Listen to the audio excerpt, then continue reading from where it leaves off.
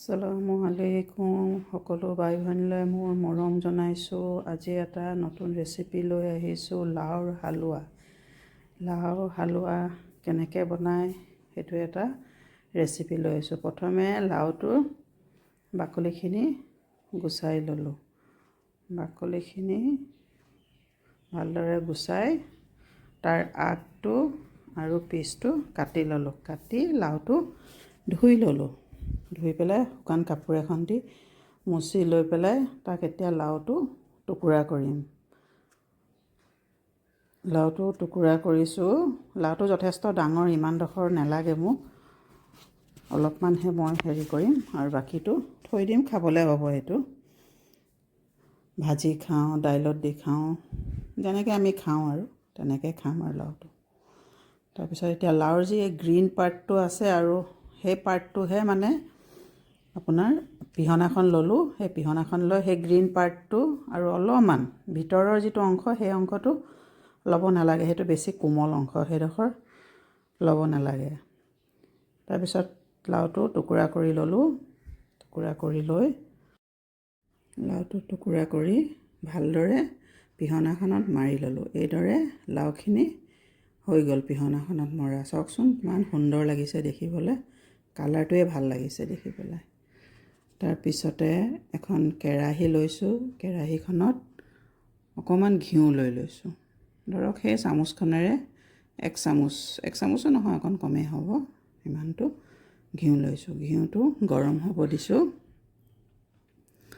গৰম হ'লে তাত মই লাওখিনি দি দিম। লাওখিনি দি পেলাই অলপ সময় তাক ভাজিব লাগিব। তাৰপিছতে লাওখিনি ভাজি, আপোনালোকে এনেকৈ বনাই খাইছে চাগে। বহুতে লাওৰ হালোৱা বনায়, লাওৰ আপোনাৰ ক্ষীৰ বনায়, মানে বহুত প্ৰকাৰৰ বনাব পাৰি। তাৰপিছতে আপুনি লাওখিনি এনেকৈ ঘিউত অলপ সময় ভাজি থাকিব।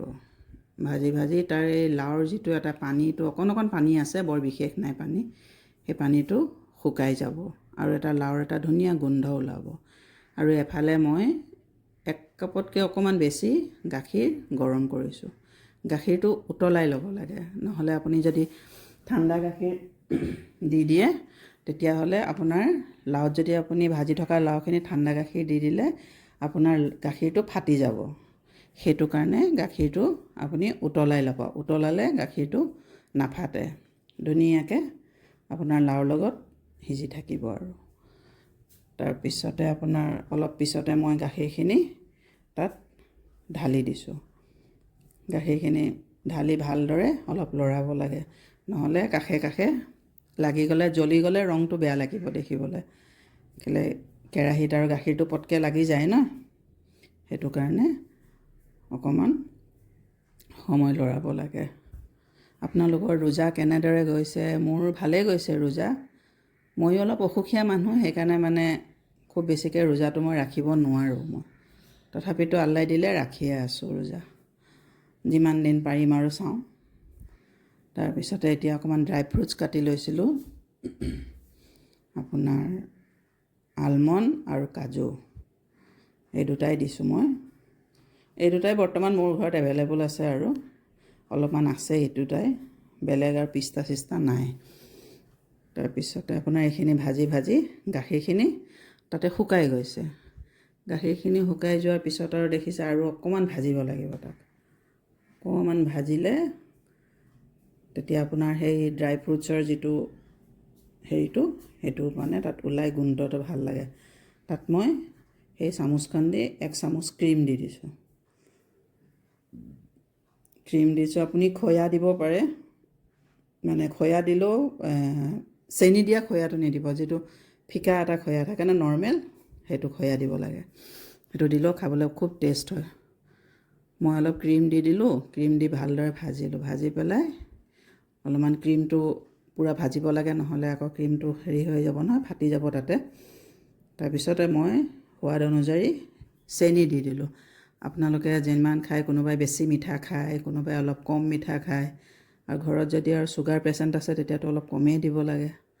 তেখেতসকলে আকৌ বেছিকৈ খাব বিচাৰে ন মিঠা বস্তুটো।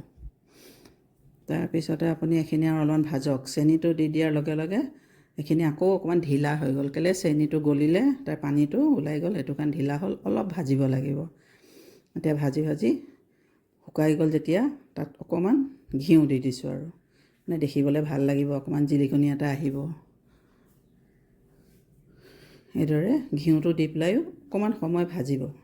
ভাজাৰ পিছত আৰু এই হালোৱা হৈ গ'ল আৰু মই এতিয়া বাতি এটাত উলিয়াই দিছোঁ। যদি ভাল পায় লাইক, শ্বেয়াৰ, ছাবস্ক্ৰাইব কৰিব।